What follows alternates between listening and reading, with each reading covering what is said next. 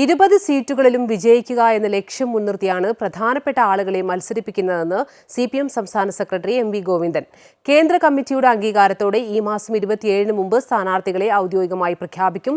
കേരളത്തിൽ ഒരിടത്തും BJP വെല്ലുവിളി ഉയർത്തില്ല. ഇന്ത്യ മുന്നണി പ്രധാനമന്ത്രി സ്ഥാനാർത്ഥിയെ മുൻകൂട്ടി പറയില്ല.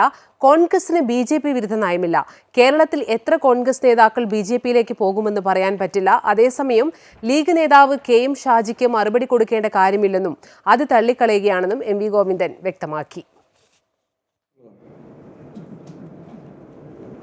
തെരഞ്ഞെടുപ്പിൽ അതിൽ കുറഞ്ഞ ഒരു കാര്യവും പാർട്ടി ഉദ്ദേശിക്കുന്നില്ല. ഞങ്ങൾക്ക് ഈ 20 നിയോജക മണ്ഡലം വളരെ പ്രധാനമാണ്.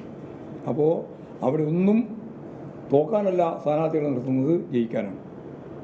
ഷാജിനെല്ലാം പ്രസംഗം വെച്ച് ആരെങ്കിലും പത്രസമ്മേളനം റിപ്പോർട്ട് ചെയ്യേണ്ട കാര്യമുണ്ടോ? മറുപടി പറയേണ്ട കാര്യം എന്തും തോന്നുന്ന കാര്യം പറയുന്ന വിളിച്ചു പറയുന്ന അമ്മാതിരിയുള്ള ആളുകളോട് ഒന്നും മറുപടി പറയുന്നത് ഞാനില്ല. അങ്ങനെ ഇരിക്കോട്ടെ, ഇല്ല, അതിനോടെല്ലാം പ്രതികരിക്കാൻ നടക്കുക. ഒരാളുടെയും സമ്മർദ്ദത്തിന് ഞങ്ങൾ വഴങ്ങാൻ ഉദ്ദേശിക്കുന്നില്ല. എന്നാൽ ഞാൻ നേരത്തെ പറഞ്ഞില്ലേ, ഞങ്ങൾക്ക് ആശ്രയിക്കാനാവാത്ത, അതങ്ങനെ എഴുതിക്കോട്ടാ, എഴുതുമെങ്കിലും ആശ്രയിക്കാനാവാത്ത ആരും ഇവിടെ ഇല്ല. ഞങ്ങളെ ആശ്രയിക്കാനാവാത്ത ആളും ഇല്ല. ഇത് രണ്ടും കൂടി വന്നാൽ പിന്നെ എന്താ കേരളത്തിൻ്റെ ഒരു അവസ്ഥ?